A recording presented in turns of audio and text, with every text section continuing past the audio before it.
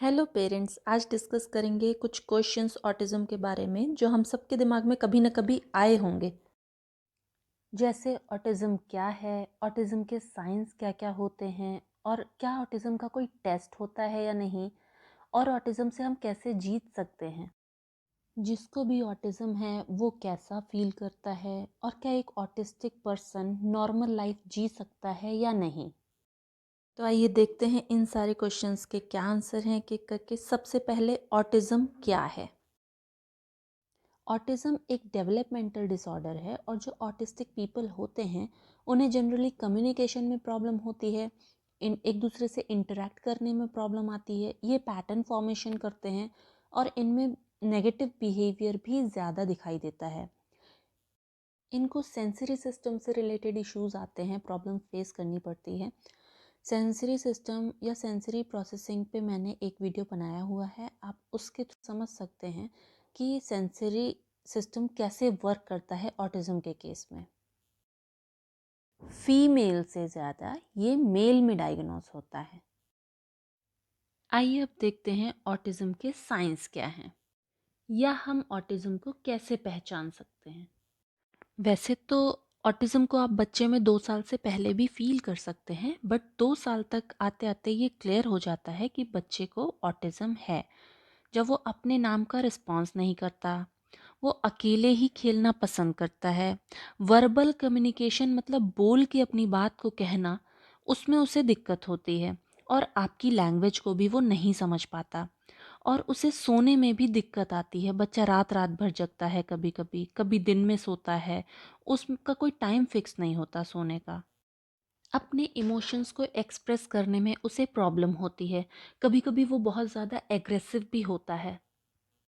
जो आवाज़ें वो निकालता है या कुछ बातें जो भी वो बोलता है, वो कभी कभी रोबोटिक होता है, उसकी जो टोन होती है वो रोबोट की तरह होती है। रिपीटेटिव मूवमेंट्स होते हैं, मतलब एक ही चीज़ को बार बार दोहराना, घूम रहा है तो घूम ही रहा है, हैंड फ्लैपिंग कर रहा है तो हैंड फ्लैपिंग ही कर रहा है, किसी चेयर पे रॉक कर रहा है तो रॉकिंग ही करते जा रहा है। इसी तरह से मूवमेंट्स जो भी वो करते हैं उसको रिपीट करते रहते हैं। ऑब्जेक्ट्स को फिक्स करना उन्हें बहुत अच्छा लगता है, या किसी एक्टिविटी को फिक्स कर लेते हैं कि वही एक्टिविटी करनी है। जैसे आप ब्लॉक्स देंगे तो कई सारे ब्लॉक्स हैं, जब तक वो सारे ब्लॉक्स को फिक्स नहीं कर लेगा, एक भी ब्लॉक बचना नहीं चाहिए, तब तक वो रुकेगा नहीं।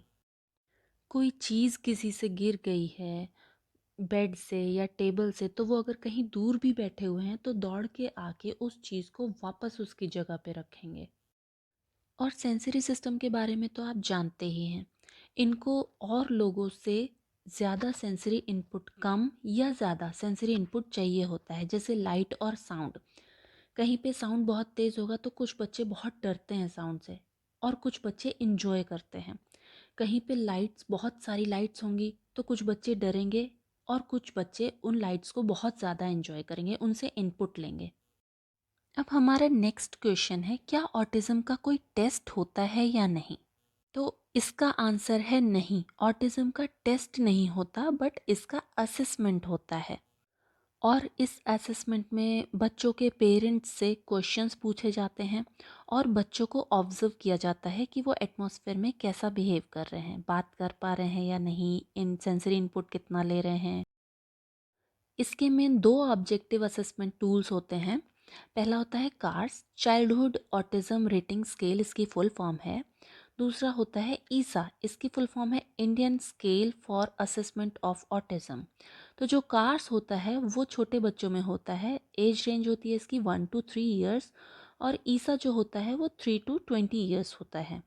इस असेसमेंट में जो क्वेश्चन पूछे जाते हैं उसके अकॉर्डिंग बच्चों को स्कोर दिया जाता है, जिससे देखा जाता है बच्चा माइल्ड ऑटिस्टिक है, मॉडरेट है, या फिर सीवियर ऑटिस्टिक है।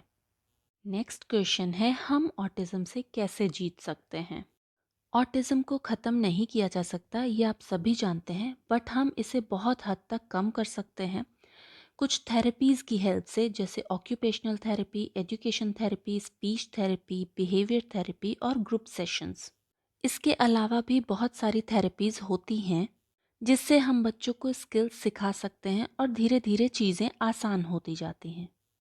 तो सबसे इम्पॉर्टेंट है ऑक्यूपेशनल थेरेपी। ऑक्यूपेशनल थेरेपी क्या होती है? इस थेरेपी का गोल होता है बच्चों के सेंसरी सिस्टम को कंट्रोल करना और उनकी मोटर स्किल्स को इम्प्रूव करना और उनकी अटेंशन को बढ़ाना। जब बच्चों का सेंसरी सिस्टम काम डाउन रहेगा, तभी वो अपनी अटेंशन लगा पाएंगे, ध्यान दे पाएंगे चीज़ों को सीखने में।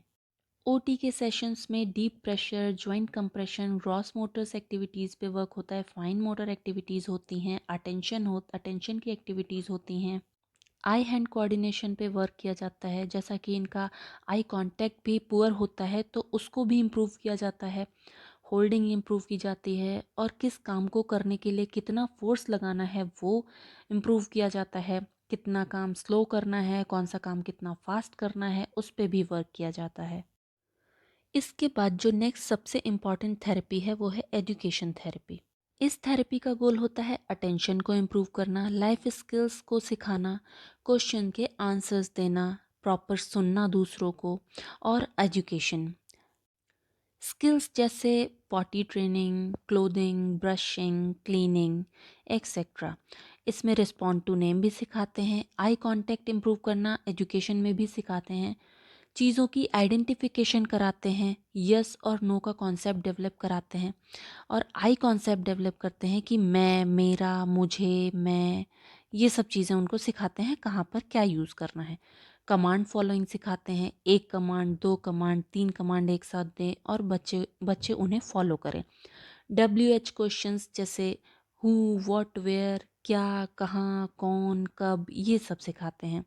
Adjectives, prepositions etcetera education therapy में सिखाते हैं। स्पीच थेरेपी का गोल होता है स्पीकिंग स्किल्स इम्प्रूव करना, लैंग्वेज को इम्प्रूव करना। तो इसमें कुछ एक्सरसाइजेज भी होती हैं जो ओटी में भी कराते हैं। ब्रशिंग है, टंग की एक्सरसाइज है, और लेटर्स को रिपीट करना, वर्ड्स को रिपीट करवाते हैं, ज़ोर ज़ोर से बोलना सिखाते हैं, गेम्स के थ्रू सिखाते हैं, उनको पिक्चर कार्ड के थ्रू बोलना सिखाते हैं। एक थेरेपी है बिहेवियर थेरेपी। इस थेरेपी का जो गोल होता है वो ये होता है कि पर्सन की इंगेजमेंट को, मतलब पर्सन को सोशल एक्टिविटीज़ में या फिर पॉजिटिव एक्टिविटीज़ में आगे बढ़ाना। और जो बिहेवियर डेवलप होता है बच्चों में, जो नेगेटिव बिहेवियर डेवलप होता है, उसके कुछ रीजंस होते हैं। जैसे या तो जो आपने टास्क दिया है या उसे काम दिया है वो उससे बचना चाहता है, या फिर उसको आपकी अटेंशन चाहिए, या फिर उसे कुछ सेंसरी सीख करनी है, उसे कुछ सेंसरी इनपुट चाहिए, उसलिए वो ये बिहेवियर शो करता है। तो जो बिहेवियर थेरेपी में वर्क होता है वो एक कुछ इस तरह से होता है। पहले वो आइडेंटिफाई करते हैं कि बच्चे का बिहेवियर आया क्यों है, फिर उस बिहेवियर को आइडेंटिफाई करके रिकॉग्नाइज करते हैं, उसके बाद उसको मैनेज करते हैं, मतलब उस पर वर्क कैसे करके उस बिहेवियर को सेटल करना है। नेक्स्ट है ग्रुप सेशन, जो कि ऑटिज़म में बहुत ज़रूरी है। इस थेरेपी का जो गोल है वो गोल है सोशल इंटरेक्शन या फिर सोशल स्किल को इम्प्रूव करना। बच्चों को सिखाया जाता है कि सोशल नीड्स क्या हैं, बाउंड्रीज़ क्या होती हैं, हमें बाहर कैसे बिहेव करना है, क्या चीज़ हम प्राइवेट प्लेस पे करते हैं, क्या पब्लिक प्लेस पे करते हैं, और हमें अपनी टर्न का वेट करना होता है, शेयरिंग करनी होती है, उसमें एम्पैथी और पेशेंस भी सिखाते हैं।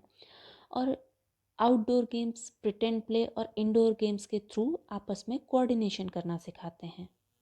प्रिटेंड प्ले में पार्टी वगैरह अरेंज करके या फिर पार्टी जैसा सेटअप करके, किचन सेट के थ्रू, डॉल प्ले के साथ हम बच्चों को चीज़ें सिखा सकते हैं। हमारा नेक्स्ट और सबसे इम्पॉर्टेंट क्वेश्चन है कि जिसको ऑटिज़म होता है वो कैसा फील करता है। ऑटिस्टिक पीपल के लिए समझना कि दूसरे लोग कैसा सोचते हैं, कैसा फील करते हैं, थोड़ा सा मुश्किल हो सकता है, बट उनकी फीलिंग्स भी सेम वैसी ही होती हैं जैसी हमारी और आपकी।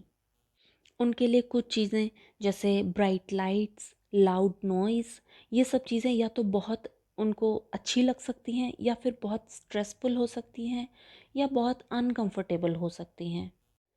कभी कभी उनके सेंसरी ओवरलोड हो जाती है, उनका ब्रेन चारों तरफ से इंफॉर्मेशंस को इकट्ठा करने लगता है, इंफॉर्मेशन रिसीव करने लगता है, तो क्या होता है, एक शट डाउन वाली सिचुएशन आ जाती है। ये वर्ड उनके लिए कभी कभी एक उलझे हुए धागे की तरह हो सकता है जिसको सुलझाना बहुत ही मुश्किल है। घर से निकलना उनके लिए कभी-कभी बहुत मुश्किल या डरावना होता है। चीज़ों को समझने में भी वो थोड़ा टाइम लेते हैं। ये भी एक बहुत इम्पोर्टेंट क्वेश्चन है, क्या ऑटिस्टिक पर्सन नॉर्मल लाइफ जी सकते हैं हमारी और आपकी तरह? इस क्वेश्चन का सिंपल आंसर है हाँ, वो इंडिपेंडेंट लाइफ जी सकते हैं। उनको स्किल्स सिखा के, फंक्शनल कम्युनिकेशन सिखा के इस हद तक इम्प्रूव किया जा सकता है कि वो अपनी लाइफ इंडिपेंडेंटली जी सकते हैं। जब आप उनको ट्रेन करना स्टार्ट करेंगे तो स्टार्टिंग में थोड़ी डिफ़िकल्टीज आएंगी, बट धीरे धीरे आपको चीज़ें आसान लगने लगेंगी। वो भी आपसे सीखने लगेंगे और आपके लिए भी चीज़ें उनको सिखाना बहुत आसान हो जाएगा। और ये है सबसे इम्पॉर्टेंट मैसेज, अगर आप उनको कुछ सिखा रहे हैं और वो सीख नहीं पा रहे हैं तो आप उनको उनके तरीके से सिखाइए जिस तरीके से वो सीख सकते हैं। Thank you for watching.